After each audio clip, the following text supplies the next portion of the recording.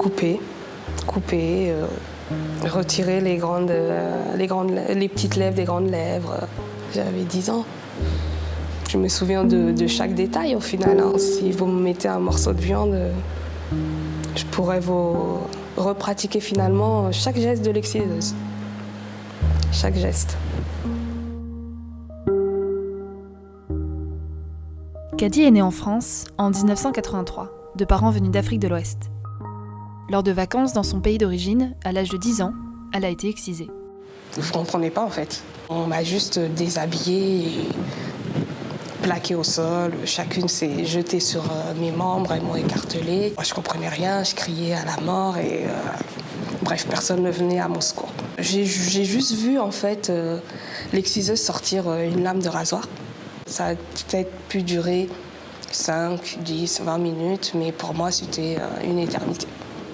Et voilà, c'est vrai que quand on m'a relevée et que j'ai vu un truc au sol, je me suis dit, c'est quoi ça? C'était à côté de la poubelle, donc je me doute bien que ça allait partir à la poubelle, mais c'est vrai que c'est une partie de ma vie qu'on a foutu à la poubelle au final.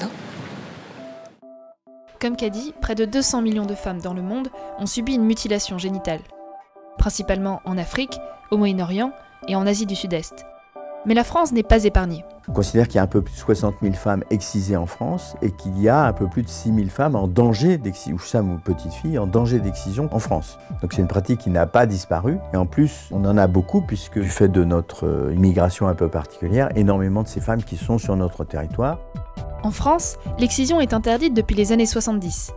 Et même si elle n'est plus pratiquée directement sur le sol français, certaines jeunes filles, comme Kady, se font exciser à l'étranger, lors de vacances dans leur pays d'origine. On va vous donner plein de raisons, une histoire de pureté, un rite de passage à l'âge adulte, un équivalent de la circoncision chez l'homme. En fait, tout ça n'a aucune importance. Ce crime qui a plus de 27 siècles d'existence, puisque les momies égyptiennes étaient excisées, c'est un besoin pour les hommes de contrôler, ou d'essayer de contrôler, au moins dans leur tête, la sexualité féminine.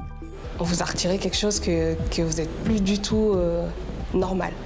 Vous n'êtes pas entière. Moi, je le sais, je l'ai vu, je sais comment j'étais avant.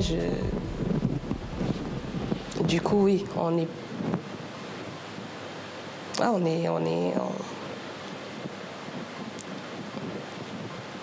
n'est plus normal. Ce qu'on appelle communément excision prend en réalité plusieurs formes. En fonction des corps, des lieux et de la façon dont se débat l'enfant, une excision ne ressemble pas à une autre. Mais si l'on se réfère à l'Organisation mondiale de la santé, il existe 3 formes principales de mutilation sexuelle féminine. La première est une ablation partielle ou totale du clitoris, qu'on appelle clitoridectomie. La seconde est l'ablation, en plus du clitoris, d'une partie ou de la totalité des petites et grandes lèvres. Il s'agit là d'une excision. La troisième, et probablement la plus terrible, est un rétrécissement de l'orifice vaginal en accolant les petites et grandes lèvres. On parle alors d'infibulation.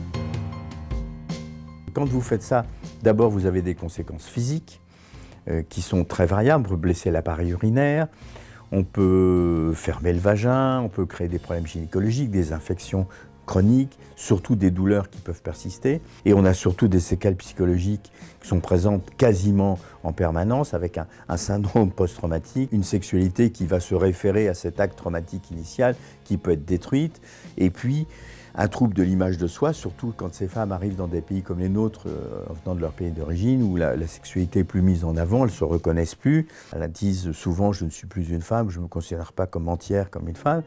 Donc en fait, ça impacte la totalité de ce qu'est une femme. Pour tenter justement d'aider ces femmes, le docteur Foldès a mis au point au début des années 80 une technique chirurgicale pour réparer les dégâts causés par l'excision. Moi, en tant qu'urologue, j'avais 100 techniques pour réparer la moindre coudure de la verge. Le clitoris n'existait pas, c'est-à-dire que nous étions nous-mêmes des exciseurs en fait.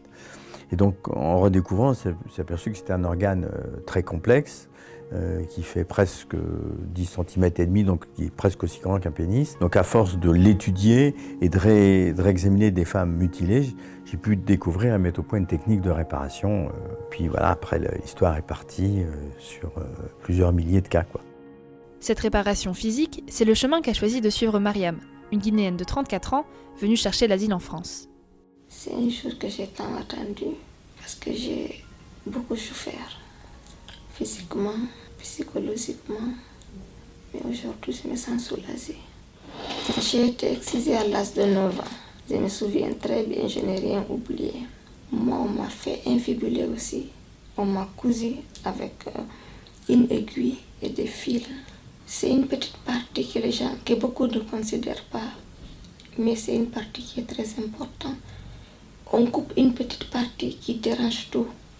Une femme excisée, elle est désordonnée pendant toute sa vie. Pour se soigner physiquement et psychologiquement, le parcours de ces femmes est étroitement lié avec les associations et institutions qui les suivent dans leur reconstruction. Depuis 2014, l'Institut Woman Safe, créé par le Dr Foldes et Frédéric Martz, aide les femmes à libérer leurs paroles et les aide à s'en sortir. Que le but, c'est de redevenir une femme. Redevenir une femme, c'est pas uniquement lui remettre en place un organe, même si on y arrive très bien. Ça ne suffit pas. Ça se fait en accompagnant, en conseillant, en prenant la main, avec des gens qui sont des spécialistes de ça, qui s'investissent, sont en général des femmes. Et c'est un processus qui peut être très long, qui peut aller jusqu'à 2 ans, etc. Il faut prendre le temps. Et c'est beaucoup plus elle qui redevient une femme, qui se rebâtit comme femme, plus que quelqu'un qui va lui apporter par une baguette magique un organe qu'elle aurait perdu. Pour certaines femmes venues de l'étranger, la reconstruction peut aussi prendre un goût amer. Le 1er février, c'est un jour que j'ai tant attendu. Mais le 28 passé, on m'a appelé pour me dire que ma fille est excisée. Je me suis beaucoup battue pour qu'elle ne soit pas excisée. Je ne voulais pas ce qui m'est arrivé, elle arrive. Malheureusement, ça n'a pas marché pour moi. Parce que si on m'avait protégée pour ma première demande d'asile, j'allais ramener ma fille. La situation de Mariam n'est pas inhabituelle.